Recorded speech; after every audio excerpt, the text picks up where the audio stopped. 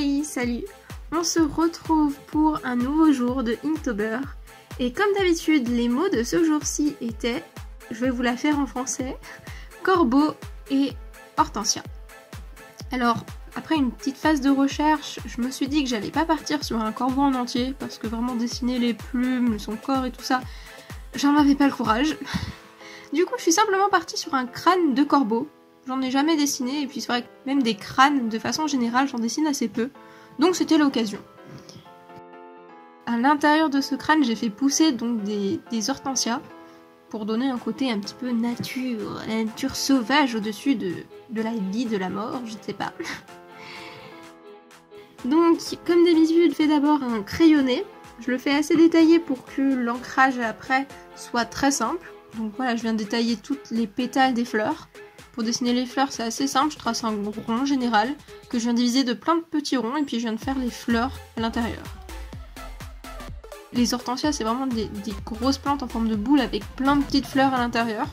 Ça semble assez chargé à faire, mais en décomposant le dessin, c'est vraiment facile à faire. Voilà, une fois le croquis terminé, je passe à l'ancrage.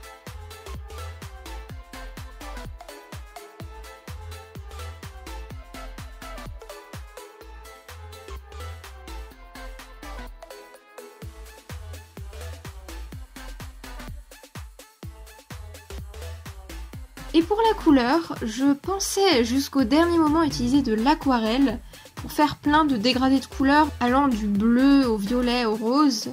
Puis finalement, en regardant mes anciens dessins, et notamment celui avec la rose ou les pensées, où j'avais utilisé simplement une couleur de pro marqueur pour les fleurs, je me suis dit « Ah vas-y, ça va être plus rapide, ça va être plus simple », donc j'ai gardé cette idée-là.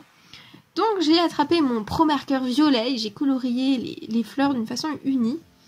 Pour donner du volume, de la texture aux fleurs, je viens donc après avec un stylo fin rajouter donc tout ce qui est marbrure dans les fleurs, dans les tiges, les feuilles et surtout donner de la texture et du volume au crâne.